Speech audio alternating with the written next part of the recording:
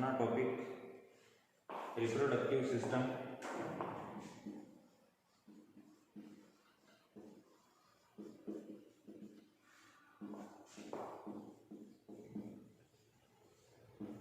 जो भी human being है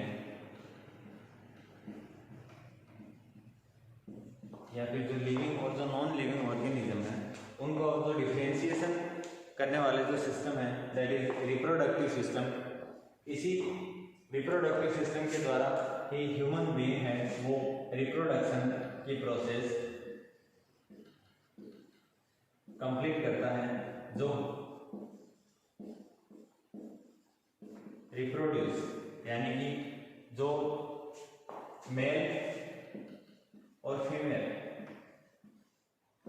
दोनों के द्वारा जो सेक्सुअल रिप्रोडक्शन जो सेक्सुअल एक्टिविटीज परफॉर्म की जाती है दैट इज रिप्रोडक्टिव सिस्टम।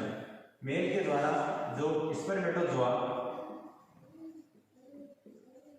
और फीमेल के द्वारा रिलीज जो दोनों सेल्स हैं जिनको अपन कंबाइनली क्या बोलते हैं गेमेट्स,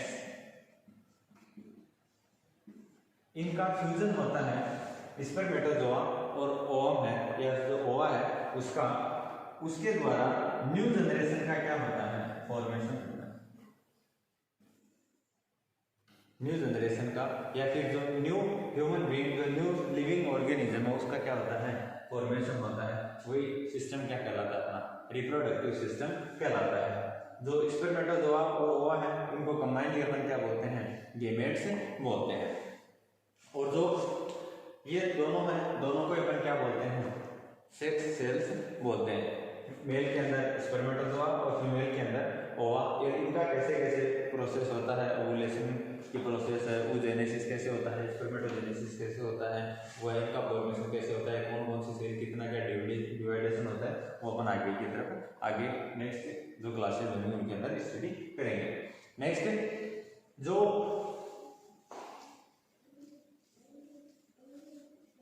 ह्यूमन बीइंग है मेल एंड फीमेल, इनके अंदर जो रिप्रोडक्टिव सिस्टम है उनका जो मैच्योरेशन है या फिर जो रिप्रोड्यूस की एबिलिटी है, रिप्रोड्यूसिंग करने की जो एबिलिटी है उसके द्वारा यानी कि मेल और फीमेल है दोनों के अंदर जो चेंजेस आते हैं या फिर जो रिप्रोड्यूसिंग कैपेसिटी है कौन सी एज के अंदर है वो नॉर्मली डेवलप हो जाती है, उस एज को अपन क्या बोलते हैं प्यूबर्टी बोलते हैं।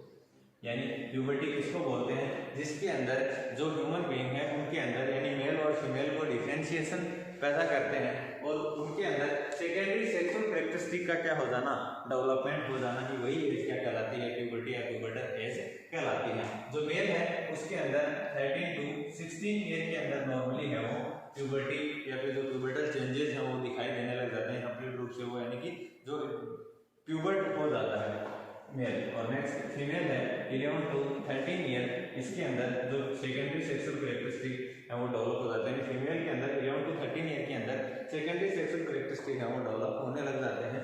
और जो मेल है उसके अंदर 13 to 16 ईयर के अंदर जो प्यूबर्टिक चेंजेस है प्यूबर्टल चेंजेस या सेकेंडरी सेक्सुअल कैरेक्टरिस्टिक हैं वो क्या हो जाते हैं डेवलप हो जाते हैं। और बहुत सारे ऐसे फैक्टर हैं जो हो सकता है कि मेल है उसके अंदर क्या होता है 18 ईयर का हो जाता है, मेल 20 ईयर का हो जाता है, तब तक भी क्या नहीं होते उसके अंदर सेकेंडरी सेक्सुअल कैरेक्टरिस्टिक यानी प्यूबर्टिक लाइक चेंजेस उसके अंदर अपने को दिखाई नहीं देते हैं।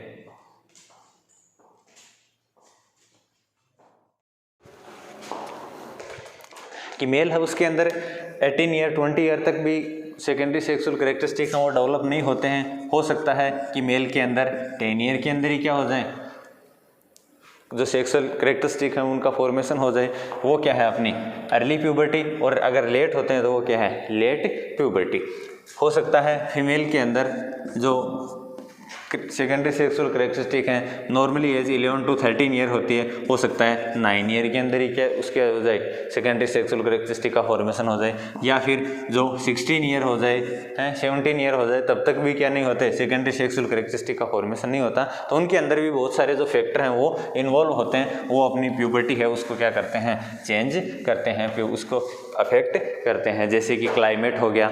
ऐसे क्लाइमेट में रह रहे हैं जो वहाँ पे हो सकता है कि जो रहने वाले पीपल हैं उनके अंदर प्यूबर्टल चेंजेस हैं वो लेट दिखाई देते हैं। कुछ ऐसे एरियाज़ होते हैं जिनके अंदर अर्ली डेवलप हो जाते हैं, या फिर कुछ ऐसे सोशल फैक्टर भी काम करते हैं, या फिर जो न्यूट्रिशनल फैक्टर है वो भी काम करता है, साइको सोशल फैक्टर हैं वो भी काम करते हैं किसके अंदर, प्यूबर्टल चेंजेस लाने के अंदर। प्यूबर्टी जो डेवलप होने के अंदर बहुत सारे ऐसे फैक्टर हैं जो उसकी एज को क्या करते हैं, इफेक्ट करते हैं कि कुछ के अंदर अर्ली जो प्यूबर्टी चेंजेस है वो दिखाई देने लग जाते हैं, कुछ है उनके अंदर है वो लेट प्यूबर्टी चेंजेस है वो दिखाई देने लग जाते हैं। नेक्स्ट अपन बात करते हैं अपने जो रिप्रोडक्टिव सिस्टम है उसका क्या फंक्शंस हैं। Function of reproductive system. First, female reproductive system. Female reproductive system और male reproductive system. First of all अपन फीमेल रिप्रोडक्टिव सिस्टम के फंक्शंस की स्टडी करते हैं। फीमेल रिप्रोडक्टिव सिस्टम है फॉर्मेशन ऑफ ओवा। कौन कौन से ऑर्गन्स हैं, कौन कौन से ऑर्गन का क्या क्या काम है, आगे अपन स्टडी करेंगे। नेक्स्ट जो फंक्शन है फीमेल रिप्रोडक्टिव सिस्टम का कि मेनली जो फंक्शन है वो क्या है, ओवा का फॉर्मेशन करना। Next coitus act. Coitus act perform करने के लिए जो सेक्सुअल एक्टिविटी, कोइटस एक्ट क्या होता है, सेक्सुअल एक्टिविटी, उसके लिए भी जो प्लेसमेंट अवेलेबल करवाता है that is female reproductive system. Next जो कंसेप्शन ऑफ स्पर्मेटोजोआ, यानी जो स्पर्मेटोजोआ जैसे ड्यूरिंग सेक्सुअल इंटरकोर्स जो मेल के द्वारा इजेकुलेटेड जो स्पर्मेटोजोआ है वो अपनी जो फीमेल रिप्रोडक्टिव सिस्टम है उसके अंदर जो ओवा है उसके साथ में फ्यूज़न होता है, तो जहाँ पे एक फेवरेबल एनवायरनमेंट है वो अवेलेबल करवाता है फीमेल रिप्रोडक्टिव सिस्टम के अंदर। नेक्स्ट कि एक पर्टिकुलर जगह पे जाके अपनी जो फैलोपियन ट्यूब है उसके अंदर जाके क्या होते हैं, एक जगह पे फ्यूज़न होते हैं ओवम और स्पर्म। नेक्स्ट जो फ्यूज़न हो जाए उसके बाद जो प्रेगनेंसी कंसीव हो जाती है, प्रेगनेंसी कंसीव हो जाने के बाद जो फिटस है उस फिटस के लिए फेवरेबल एनवायरनमेंट अवेलेबल करवाता है फीमेल रिप्रोडक्टिव सिस्टम। उसके अंदर कि कैसे उसको न्यूट्रिशन अवेलेबल करवाना है, वहाँ पे उसको कैसे क्या उसके एक फेवरेबल एनवायरनमेंट है उसके लिए लेके आना है। ये कि काम किसका है, फीमेल रिप्रोडक्टिव सिस्टम का। उसी के साथ जो असेसरी ऑर्गन है जैसे ब्रेस्ट वो किस में हेल्प करते हैं, लैक्टेशन में, मिल्क फॉर्मेशन और मिल्क इजेकुलेशन के अंदर। और जो फीमेल रिप्रोडक्टिव सिस्टम है वही क्या करते हैं, क्योंकि ब्रेस्ट है वो भी एज ए एसेसरी ऑर्गन है फीमेल रिप्रोडक्टिव सिस्टम के। Next mail reproductive system. Sexual intercourse के अंदर क्या करते हैं, वो हेल्प करते हैं।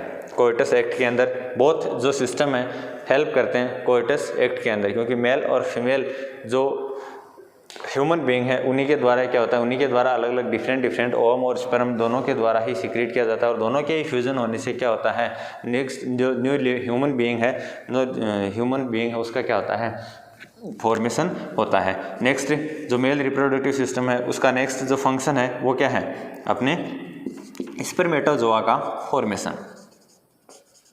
स्पर्मेटोजोआ का फॉर्मेशन किसके द्वारा, मेल रिप्रोडक्टिव सिस्टम के द्वारा। नेक्स्ट फीमेल रिप्रोडक्टिव सिस्टम के द्वारा जो मेन फंक्शन है वो क्या है, फॉर्मेशन ऑफ ओवा। और इन्हीं के द्वारा जो हार्मोन का भी सिक्रीशन किया जाता है फीमेल रिप्रोडक्टिव सिस्टम है, यानी फीमेल के द्वारा जो हार्मोन का सिक्रीशन किया जाता है जो कि किसको डेवलप करने में हेल्प करते हैं, प्यूबर्टी के जो चेंजेस हैं उनको डेवलप करने में उनका मेन रोल प्ले होता है, that is estrogen and progesterone. Estrogen और प्रोजेस्ट्रॉन ये हार्मोन का सिक्रीशन भी किसके द्वारा किया जाता है, फीमेल रिप्रोडक्टिव सिस्टम उसकी ओवेरी के द्वारा। ये आगे अपन स्टडी करेंगे कैसे कैसे कहाँ पे ओवेरी है वो प्लेस होती है, कितनी नंबर्स में होती हैं, वो आगे उनकी स्ट्रक्चर में अपन स्टडी करेंगे। नेक्स्ट जो मेल रिप्रोडक्टिव सिस्टम है उसके अंदर उसके द्वारा जो हार्मोन का सिक्रीशन किया जाता है that is testosterone. Testosterone mail reproductive system के द्वारा सिक्रीट किया जाता है।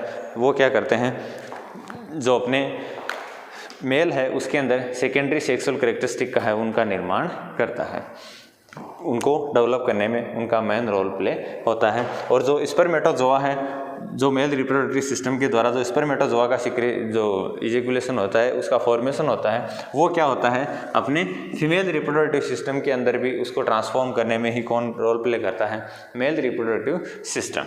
ये है उसका फंक्शंस और उसकी सरफेसली इंट्रोडक्शंस। नेक्स्ट फर्स्ट अपन स्टडी करते हैं फीमेल रिप्रोडक्टिव सिस्टम।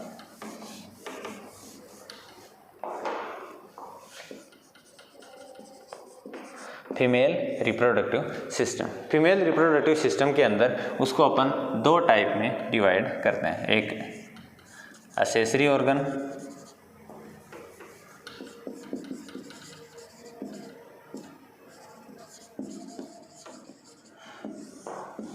और एक मेन ऑर्गन्स। एक्सेसरी ऑर्गन है उसके अंदर ब्रेस्ट, मेन ऑर्गन है जो अपन दो पार्ट में डिवाइड करते हैं, एक एक्सटर्नल जेनिटल ऑर्गन्स और एक internal genital organs. First of all जो एक्सटर्नल जेनिटल ऑर्गन है उनको कंबाइंडली अपन क्या बोलते हैं, वुल्वा बोलते हैं। नेक्स्ट इनके अंदर जो ऑर्गन है that is labia majora, labia minora, next vestibule और ग्लैंड्स, बल्बो ग्लैंड्स। नेक्स्ट जो इंटरनल जेनिटल ऑर्गन है उनके अंदर आता है अपना यूट्रस, फैलोपियन ट्यूब, ओवेरी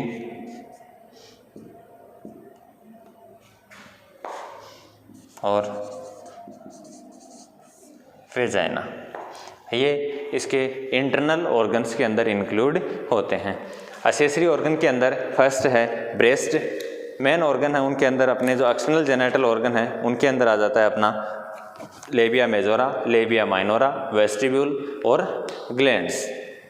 जो बाहर की तरफ यानी जो विजिबल ऑर्गन है वो क्या कहलाते हैं, अपने एक्सटर्नल जेनिटल ऑर्गन, और जो विजिबल ऑर्गन नहीं है वो क्या कहलाते हैं, अपने इंटरनल जेनिटल ऑर्गन्स, जिनके अंदर है यूट्रस, फैलोपियन ट्यूब, ओवेरी और वेजाइना।